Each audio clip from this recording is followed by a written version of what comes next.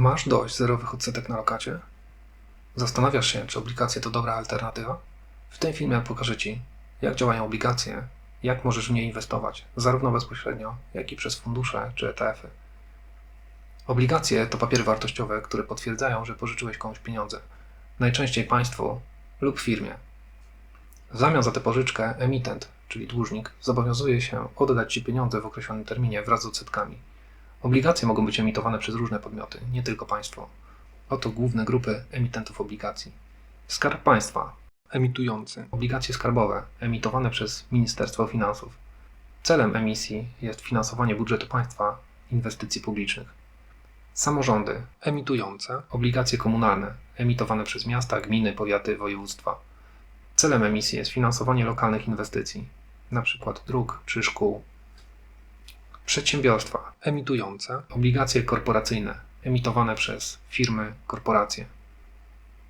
Celem emisji jest pozyskanie kapitału np. na rozwój, inwestycje czy spłatę zobowiązań. Charakteryzują się wyższym ryzykiem, ale też często wyższym oprocentowaniem. Instytucje finansowe mogą emitować obligacje jako forma pozyskania kapitału lub spełnienia wymogów kapitałowych. Przykładem są obligacje emitowane przez banki. Instytucje międzynarodowe, takie jak Bank Światowy czy Europejski Bank Inwestycyjny. Celem takiej emisji jest finansowanie projektów rozwojowych lub infrastrukturalnych. Podstawowe pojęcia odnośnie obligacji. Emitent, czyli ten, kto emituje obligacje, np. Skarb Państwa czy korporacja. Wartość nominalna. Cena jednej obligacji. W przypadku obligacji skarbowych zwykle 100 zł. Oprocentowanie, czyli ile zarobisz na obligacji w skali roku. Termin wykupu. Dzień, w którym emitent zwraca Ci pożyczkę wraz z odsetkami.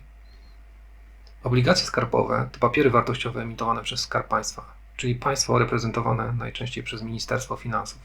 Kupując obligacje skarbowe, udzielasz pożyczki państwu, a ono zobowiązuje się do zwrotu tej kwoty po określonym czasie wraz z odsetkami. W ten sposób państwo może się zadłużać i pozyskiwać pieniądze na różne cele. Najważniejsze cechy obligacji skarbowych to bezpieczeństwo. Uznawane są one za jedne z najbezpieczniejszych instrumentów finansowych, ponieważ gwarantem ich wykupu jest państwo. Dochód z odsetek. W zależności od rodzaju obligacji zyskujesz stałe lub zmienne odsetki.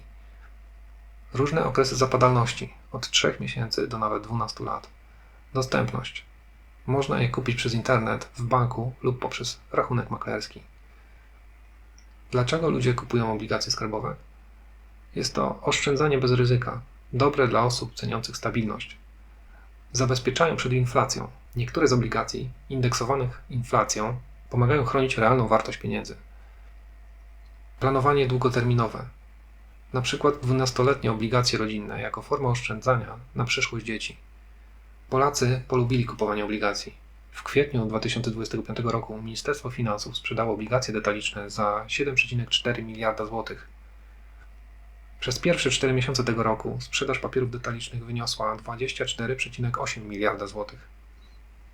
W kwietniu Polacy ulokowali w skarbowych obligacjach oszczędnościowych blisko 7,4 miliarda złotych. Największym zainteresowaniem cieszyły się obligacje 3-letnie o oprocentowaniu stałym TOS, które stanowiło blisko połowę wszystkich sprzedanych obligacji. Oszczędzający chętnie kupowali również jednoroczne obligacje o oprocentowaniu zmiennym, opartym o stopę referencyjną Narodowego Banku Polskiego, który udział w sprzedaży wyniósł 24%. Niestety, wraz z cięciami stóp procentowych przez Radę Polityki Pieniężnej spada oprocentowanie obligacji skarbowych. W ostatnich miesiącach mamy do czynienia z systematycznym spadkiem atrakcyjności oferty obligacji detalicznych. Kupno obligacji skarbowych przez internet w Polsce jest prostym i bezpiecznym procesem.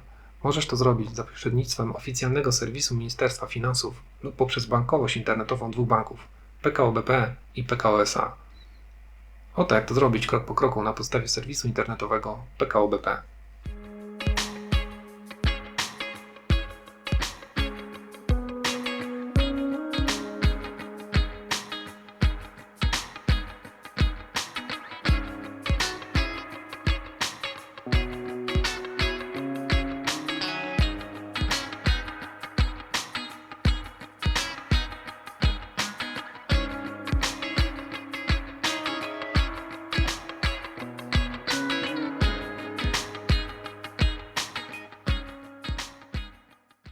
W Polsce maksymalna kwota inwestycji w obligacje skarbowe nie jest ściśle określona ustawowo, ale ograniczenia zależą od rodzaju obligacji oraz kanału zakupu.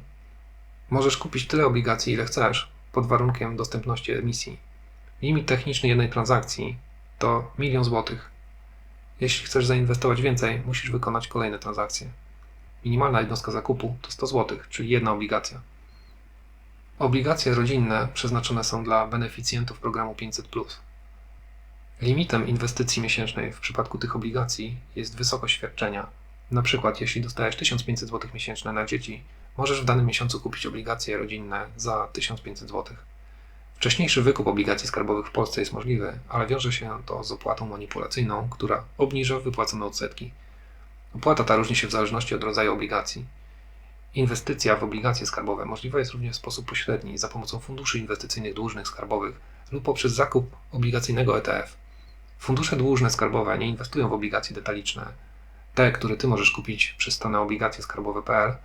Zamiast tego inwestują w obligacje skarbowe notowane na rynku międzybankowym i na rynku Catalyst, czyli tzw. obligacje hurtowe emitowane przez Skarb Państwa.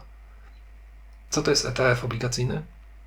ETF to fundusz notowany na giełdzie, który odwzorowuje zachowanie konkretnego indeksu obligacji, np. obligacji skarbowych danego kraju. Jak działa ETF obligacyjny? Kupując ETF, kupujesz udział w portfelu obligacji, np. polskich 10-letnich. Notowany jest na giełdzie jak akcja. Możesz go kupić, sprzedać w dowolnym momencie dnia handlowego. Cena ETF zmienia się w czasie, w zależności od zmiany stóp procentowych, wartości odsetek, kursu walutowego, jeśli ETF inwestuje za granicą.